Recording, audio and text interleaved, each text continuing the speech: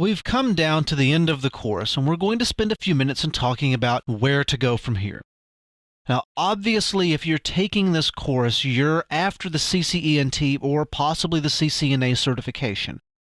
After all, why go through all of this heartache and stress and cost of buying the course and sitting for the exam and studying and all this time out of your life if you're not actually going to get something for it?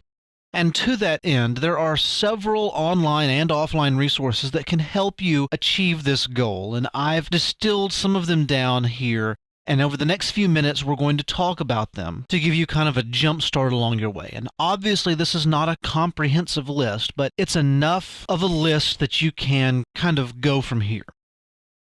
The first is obviously the Cisco Press books, the IC&D Foundation Learning Series. And I recommend the Foundation Learning Series because these are books that are written by either Cisco employees or people that have deep ties to Cisco and know lots of Cisco employees. But the Foundation Learning Series gives you a lot more in-depth knowledge about the foundations of networking, hence the name, the Foundation Learning Series. Because if you're like me, sometimes it's good to know this is the answer and this is what you need to know, but sometimes you just want to know why is it that way. And the Foundation Learning Series will give you that answer a lot of times. If you live in or near a larger city, sometimes you can find a Cisco user group where you get a bunch of Cisco geeks that go to a pizza restaurant or a beer joint and they sit around and they talk about networking a lot. And some of them obviously are a little more structured than that. But it's always good to have a group of like-minded people that you can bounce ideas off of. Sometimes they'll bring in guest speakers and they'll have other members present in-depth topics about voice or spanning tree or just any number of things. So that's the offline resources. Let's talk about some of the various websites you can visit. And these are some of the ones that I frequent. You might find me around there. I'm listening and watching more than I'm contributing most of the time, unfortunately, because usually by the time I get around to a discussion, someone else has already answered it.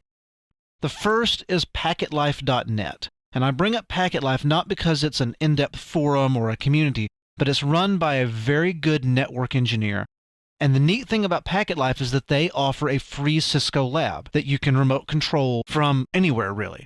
And obviously this won't be a whole lot of high-end expensive equipment. You won't get your hands on a Cisco Nexus or a 6500 or anything like that. But if you don't want to go to the expense of buying, say, a 3560 switch, you can book time in this free lab and you can use the command line on a 3560 switch. It's connected to routers and you can set up trunks and spanning tree and all kinds of neat stuff and break the network and bring it all back to life again. The next is a little forum I like to visit called networkingforum.com. I love their little tagline. Their little tagline at the top of the forum says, "You think you know Cisco? Think again." There are some people in this forum, it is scary how smart they are. Maybe they're just really good with Google and they just know how to search and how to find the answers. Regardless, they know what to look for, so they know how to give you the answers. There are some people in there that I just wonder if they do anything else besides networking. The next one we'll talk about are the Cisco support forums, and these are the official Cisco-run support forums. You'll find a lot of Cisco employees in there. You can ask questions about network topology and network design. I've got some questions out there about VPNs and NAT and routing and how to distribute routes properly when you're going across a VPN, and people have come back pretty much immediately or within a couple of days at least and said, this is the way you need to go about doing that. The support forums are a great resource. They run the gamut from entry-level questions up to advanced CCIE type topics.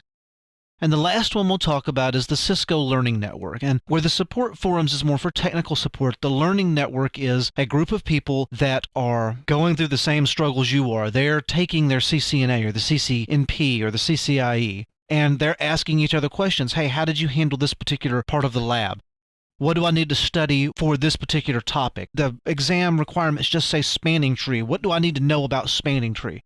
And you can get some technical help in there as well, but this is more focused on the Cisco certification itself, and it's a great resource. And like I said, these are just a few websites, and you can find links in there to other websites and blogs and forums, or you can just go out to Google and type in Cisco networking help, and you'll get 11 million pages of results back. So hopefully that gives you a bit of a heads up on where to go, and this concludes our discussion of where to go from here.